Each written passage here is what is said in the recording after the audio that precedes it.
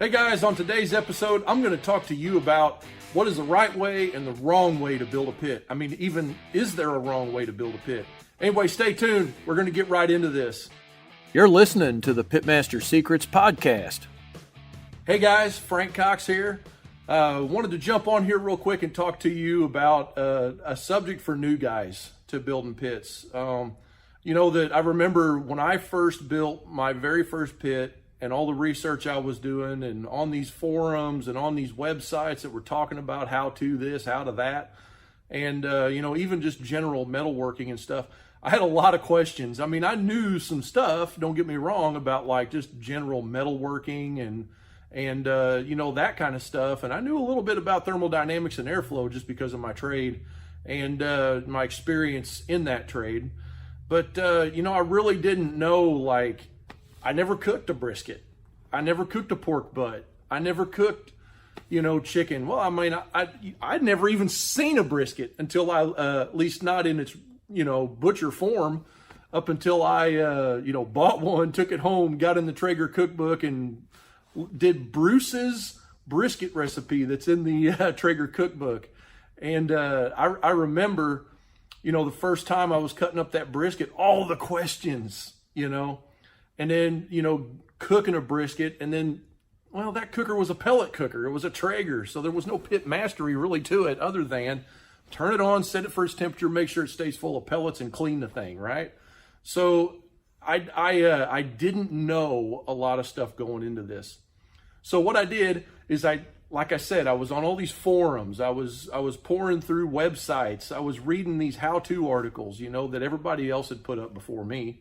And I never, like, I had all these questions, but I never really even knew what questions I was asking, and you know, genuinely knew what questions I was asking. What the heck's a baffle plate? And I remember, you know, going into that, there wasn't even like the throat opening.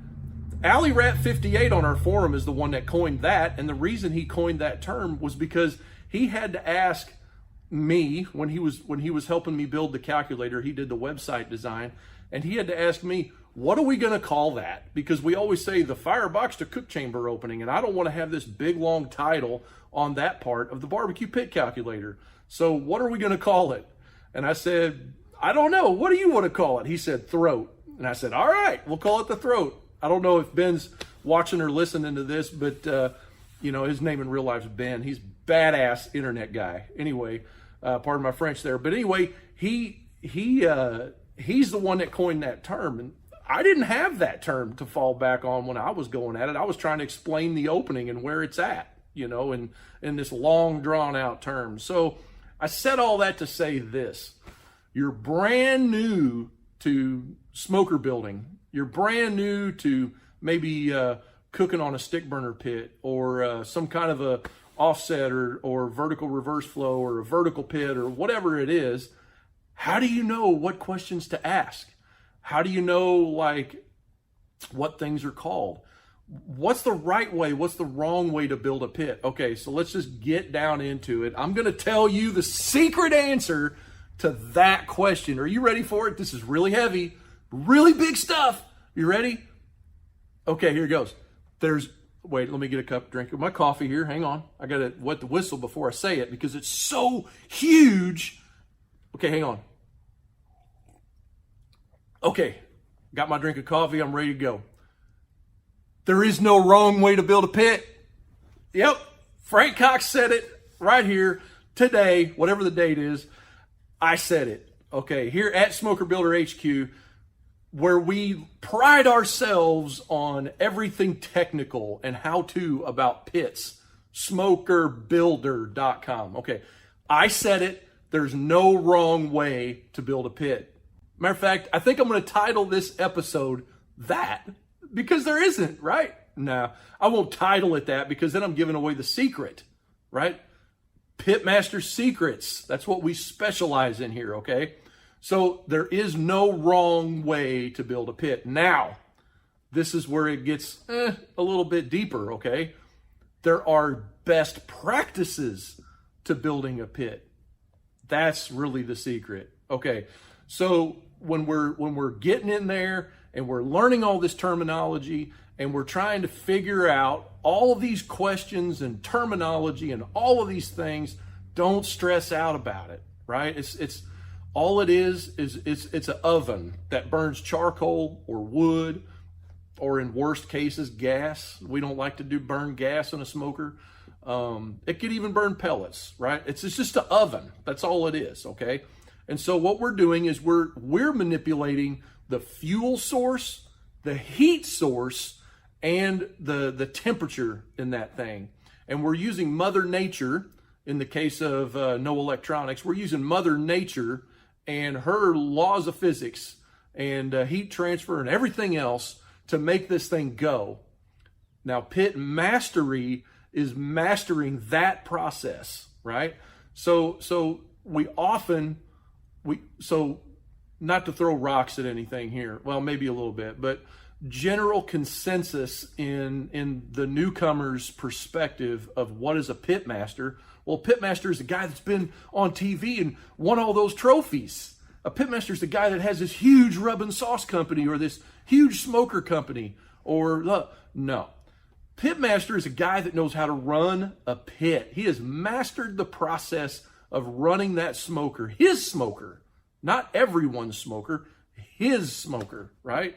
There's no golden trophy that you're going to get by achieving thin blue smoke, right? Well, you might get some somewhere, but there's not like a generally worldwide prestigious award for knowing how to achieve thin blue smoke in your smoker. There's not one for who builds the best bark, right? I mean, there is trophies for competition barbecue, right? That's really where it's at. Maybe even restaurateur, organizational trophies of such, But honestly, getting right down to it, the big secret, right, to how is there a right and a wrong way to build a pit? The big secret is no. There's best practices. What works for you, what works for me might be two different things, okay? However, we're dealing with physics and all that stuff and heat transfer and combustion and airflow management and all these different things in that smoker. That's really what sets us apart. If we can take and have a fire off to the side, Aaron Franklin has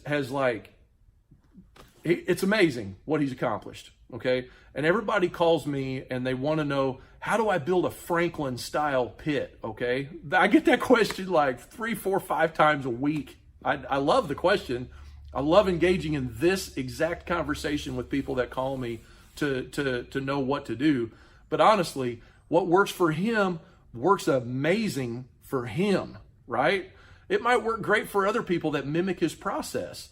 But look here, if what works for you is to take a barrel outside, like a lot of old school barbecue shops before barbecue was cool, and build a fire out there, right? And then there's this big bed of coals out there, right? And every so many hours, you got to go out there, or every couple of hours, you got to go out there, take a shovel, scoop up a big old load of coals, bring them inside, throw them in the firebox to keep your fire going.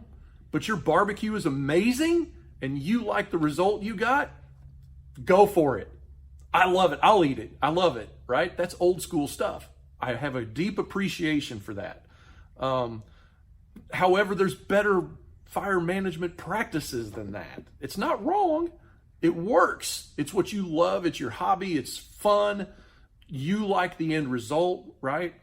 But there are better ways of doing it, right? That's what we learn here on this podcast, and what SmokerBuilder tries to teach you. So that's where we get into, like, for you to come in and as a brand new barbecue guy, and for you to have to like discern the wizardry ways of how Aaron Franklin or Frank Cox or Darian Cosmo or Big Mo Cason or any of these big barbecue personalities, how they manage their fire, right?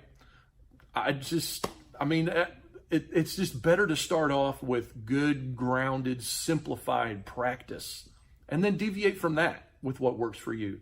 So anyway, I hope that helps you guys. This is one of my shorter podcasts. If you want to learn more about where to start, how do I get into this thing called pit building? How do I get into this? How do I become a smoker builder? How do I become a pit master? You can do two things. First, go all the way back to the beginning of the PitMaster Secrets podcast, back when it used to be called the Barbecue Culture Podcast, right? Episode 1, I tell my story on the first 2 episodes. Then we get into some technical, right? But it's technical stuff that's boiled down to simple, language, as simple as I can put it. Start there and go through, right? The second thing you can do is go to SmokerBuilder.com and click on the button that says forums, okay? SmokerBuilder.com is a blog. You can read through all the blog posts from all the way back in 2010, but you can also get on the forum there, and you can go through the forums board. It's just as old, and there's so many cool people that have come and gone and been on there and still on there, right? You can talk to me, you can talk to Tom, you can talk to Big T. All these guys have all these different names under PitMaster. You can get, Rod Crafter. You can get in their head. Find out what it was when they came on board, where they started. Some of those guys has been cooking barbecue their whole life, but they never had a standardized system behind it. And they just came on there and they started to standardize their system and their process. And now they have mastered their pit. And the third thing you can do, break out there and build your own pit. That's the big one. So I encourage everyone at some point to build your own smoker. And the reason I tell you to build your own smoker is because it will literally unlock some of these things I talk about. Like you'll get in there. Some people always say, I can't learn by reading or listening. I got to do it. I can watch a video 3 times a day, 10 times a week or whatever. And I can't get it. I have to get out there and strike an arc. I got to cut it. I got to build it. I got to run it myself, right? So going through that process will literally unlock mechanical things in your mind that will help you see what the air's doing. That's how it worked for me. It's like climbing through the ductwork with the air. You know what I mean? It's to feel it in each spot. To be able to understand and interpret what's happening in this corner. Whenever it goes around that corner, what is actually happening there? Turbulation comes into effect, all these different things. Anyway, you can do that. You can get there when you're building a pit. It's a blast, trust me. Okay, so anyway, guys, that's it for this episode of the PitMaster Secrets podcast. And I thank you for watching or listening, whichever one you're doing. This is our first episode we did with video. And anyway, I'm excited for it to go up. But hey, guys, this is Frank Cox signing off. See ya.